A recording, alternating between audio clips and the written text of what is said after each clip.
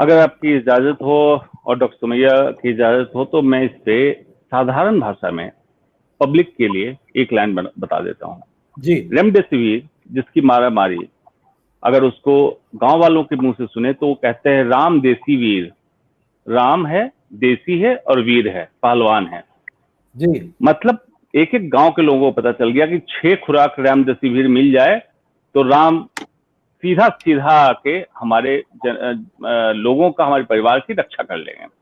सच्चाई क्या है कि जितना इसको कवच कुंडल समझ लिया हिंदुस्तान ने, इस दवाई का उतना रोल नहीं है, न आईसीयू स्टे में, न किसी की मौत को रोकने में।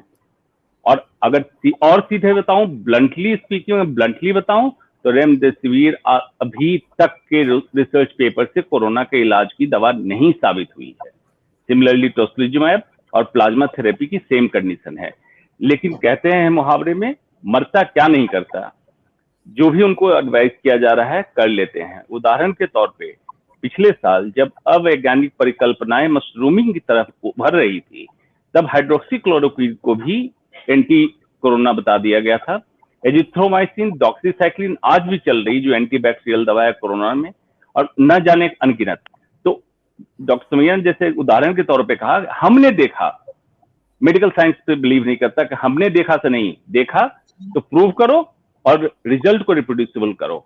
इंटरनेशनल कई एजेंसी हैं जिसने इंडिया के इस डिसीजन को या मूवमेंट को क्रिटिसाइज तक किया है कि इतना अनइनोवेटेड आप रेमडेसिविर का इस्तेमाल कर क्यों रहे हो। बहुत सारी एजेंसी ने क्वेश्चन किया है। लेकिन देखिए, इसमें बहुत सारी चीजें होती है। जैसे एक ट्रायल के बारे में डॉक्टर सुमैया ने बताया, कभी कभी कंपनी बायस ट्रायल होती है।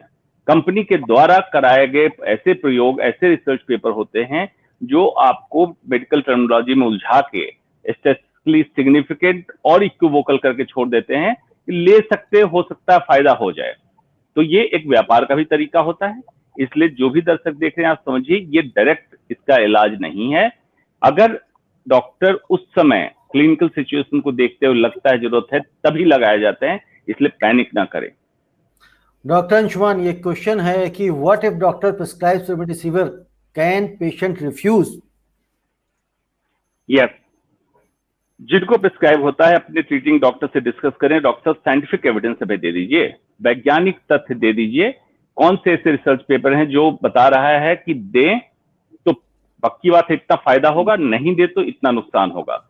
मैं बता रहा हूं, एक भी डॉक्टर इसके ऊपर कोई भी सब्सटैंशियल, मतलब पुख्ता सबूत देने के काबिल नहीं है आज की डेट में।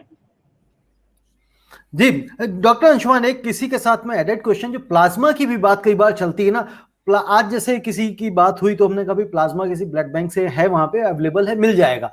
अब वो पेशेंट का ये कहना था उनके परिवारजनों का कि भाई डॉक्टर ने हमें मना किया है कि भाई हमें डोनर ही चाहिए, आप प्लाज्मा वहां से लाओगे, हम चढ़ा तो देंगे लेकिन हमारी कोई गारंटी नहीं है। काउंटर क्वेश्चन मैंने उनसे ये किया था, यदि डोनर आएगा तो क्या वो गारंटी दे रहे हैं? तो अस्पताल जो है इस तरह का प्लाज्मा चढ़ाने से बचते क्यों हैं, आनाकानी क्यों करते हैं, पेशेंट को डराते क्यों हैं?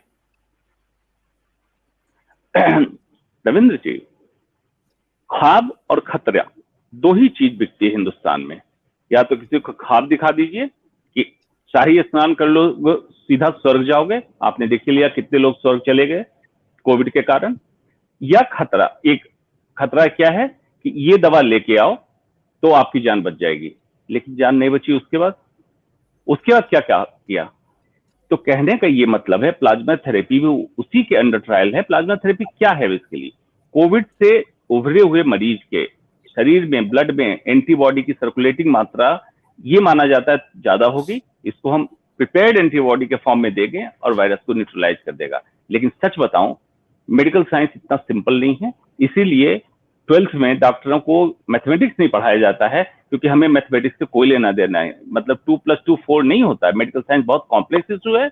इसीलिए हम लोग का बैकग्राउंड बायोलॉजी का होता है कि हम ह्यूमन लाइफ को समझें और उस तरह से इलाज करें। जी।